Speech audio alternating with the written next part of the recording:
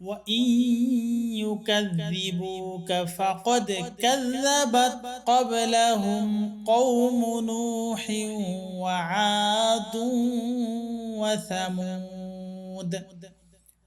وقوم إبراهيم وقوم لوط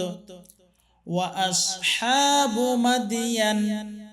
وكذب موسى فأمليت للكافرين ثم أخذتهم فكيف كان نكير فكأي من قرية أهلكناها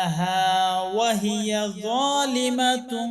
فهي خاوية على عروشها وبئر معطلة وقصر مشيد